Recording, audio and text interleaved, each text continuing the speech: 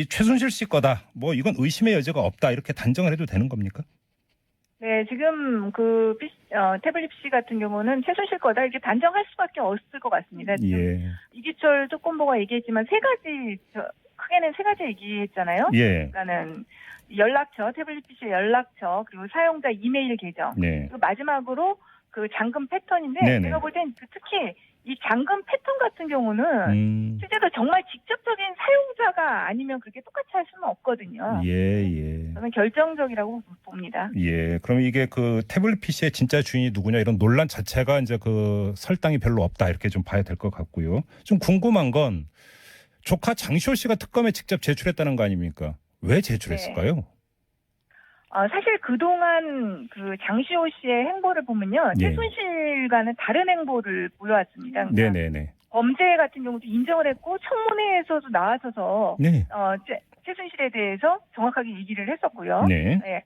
그래서 결론적으로 제가 볼 때는 최순실과는 다르게 장시호의 경우는 현실적인 판단을 한 것으로 보입니다. 그러니까 수사에 적극 협조함으로써 선처를 받으려는 전략, 예. 이것을 선택했다고 볼 수가 있죠. 유무죄를 전면적으로 따지는 이런 법정 공방이 아니라 자신의 유죄는 인정을 하되 이제 양형을 낮추는 쪽으로 전략을 잡았다 이런 말씀이신 거네요.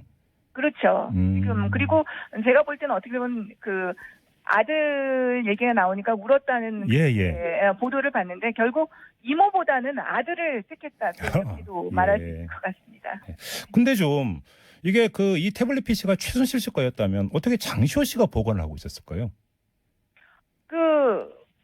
보면은 최순실이가 좀 증거를 치워달라 이렇게 장시호에게 부탁을 했다는 거거든요. 그것이 또 CCTV에 잡혀서 특검에서 가져간 짐에 뭐가 있냐 이렇게 하다 보니까 태블릿 PC의 존재가 드러나게 된 것이죠. 그래서 그 태블릿 PC를 장시호가 가지고 있었던 과정 그거에 대해서도 명확하게 지금 설명이 됩니다. 그렇군요. 예.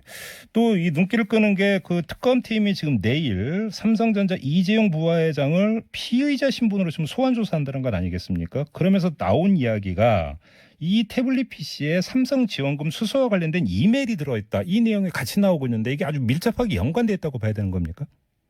그렇죠. 지금 그 태블릿 PC에 많은 주요한 내용이 그 꼬레스포츠, 그러니까 최순실이 독일에서 세운 기대계 전신인데요. 네. 꼬레스포츠 설립 과정에서 삼성의 지원금과 관련된 내용이라는 겁니다. 네네.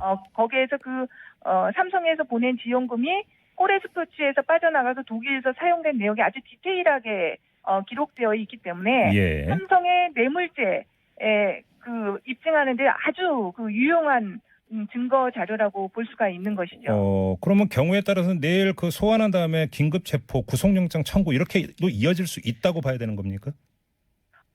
배제할 수는 없다고 봅니다. 그러니까 그래요? 이 삼성 이재용 회장의 어떤 진술 내용, 그거에 따라서 많이 그동안 특검에서 제가 볼 땐 삼성의 뇌물죄 성립에는 이미 이제 증거가 거의 완벽하게 갖춰졌다고 봅니다. 단지 이재용 회장까지 부회장까지 그것이 갈 수 있느냐 없느냐의 문제만 남아 있는 것이라고 생각하거든요. 그런데 그동안 그 삼성의 관계자들이 진술이 어떻게까지 돼 있느냐 이 부분이 좀 많이 작용을 할 것 같고요. 그다음에 내일 이재용 부회장이 초지일관 부인으로 진술을 하느냐 아니면 일정 부분 인정하고 들어가느냐 이런 부분에 따라서도 신병과 관련해서는 많은 부분이 영향을 미칠 것이다 이렇게 생각됩니다. 네. 근데 지금 이제 그 최고의 관심사는 이 뇌물죄 적용 여부 아니겠어요? 그리고 이제 그것의 핵심이 바로 이제 이 삼성 문제였다라는 게 일반적인 어떤 관측이었는데 이 점은 어떻게 전망을 하세요, 의원님은? 그러니까 여태까지 나온 증거를 볼 때 이제 삼성의 뇌물죄 성립은 제가 볼 때는 여지가 없다. 이렇게 봅니다. 지금 너무 많은 증거 자료들이 나왔고요. 그렇기 때문에 뇌물죄 같은 경우는 이미 그 특검에서 이재용 부회장을 부른다는 것은 뇌물죄에 대해서는 더 이상 다툴 여지가 없다 이렇게 본 것이라고 봅니다. 그러면 삼성은 뇌물 공여자가 되고 뇌물 수수자는 박근혜 대통령이 되는 겁니까? 그러면? 그 부분에 대해서는 이제 특검에서 과연 제3자 뇌물죄로 가느냐 아니면 단순 뇌물죄로 가게 되느냐 그거에 따라서 결정이 될 것 같습니다. 그 부분은 아마 조금 더 고민을 특검에서 할 수 있는 부분이 아닌가 싶습니다. 근데 나중에 만약에 그 삼성 관련자들에 대한 영장이 청구될 때 그 범죄 사실이 일차적으로 어떻게 쓰여져 있느냐에 따라서 달라질 것 같습니다. 특검이 어떻게 결국은 판단을 하고 나갈 것인지. 그리고 이 태블릿 PC에 지금 또 말씀 자료 수정본도 들어있다면서요? 네, 이게 저는 정말 결정적인 부분 중에 하나라고 생각합니다. 그러니까 사실 그동안 공무상 비밀 누설로 그 기소된 것 중에 2015년도 분은 빠져 있었어요. 그렇죠.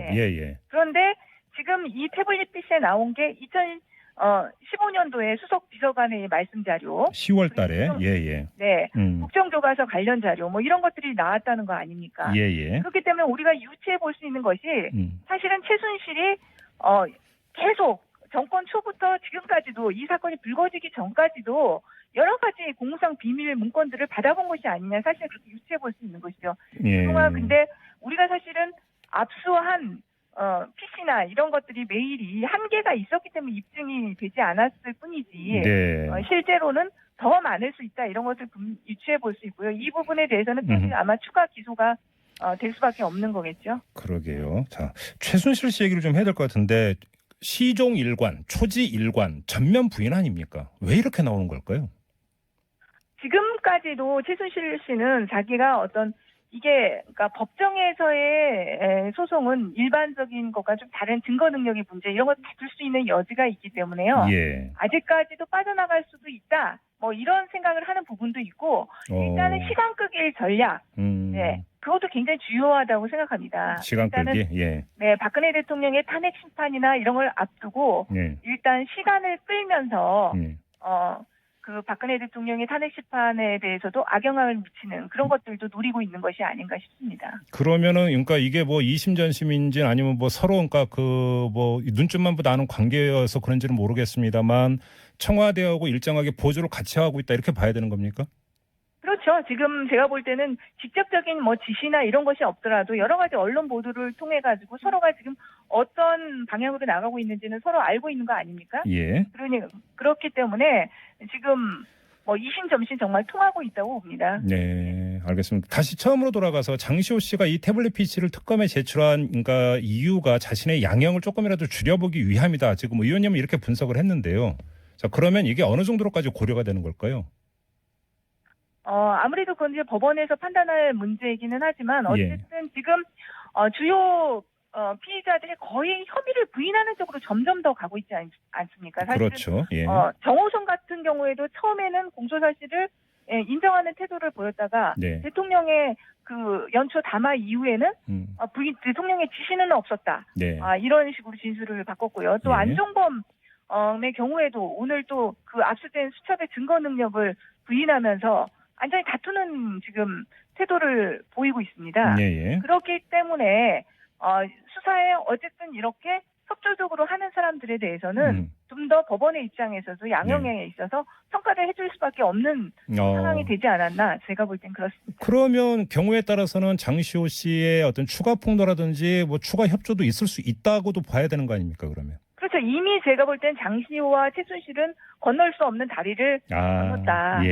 이렇게 보고 지금 최순실도 이 장시호가 이 태블릿 PC를 제출한 것에 대해서 아주 격분을 했다고 하지 않습니까? 그러다 보면 서로 이제 추가 폭로전이 있을 수도 있다고 생각합니다. 추가 폭로 가능성도 배제할 수 없다, 이런 말씀이시고요.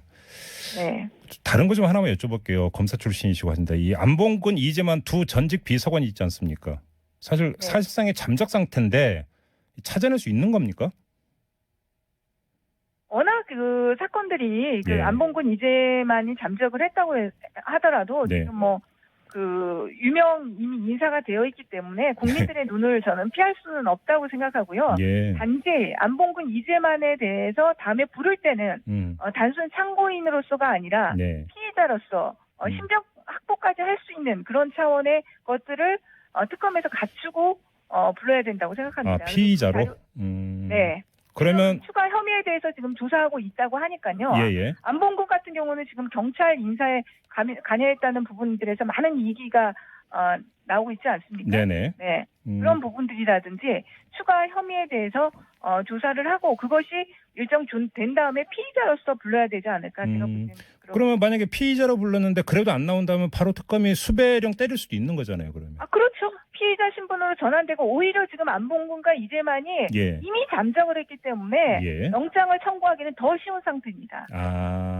그러니까 도주 우려. 그렇죠. 이미 사실은 어떻게 보면 도주한 거나 다름없지 않습니까? 네. 현재 그 공식적인 요구에 응하지 않고 있는 거고요. 예.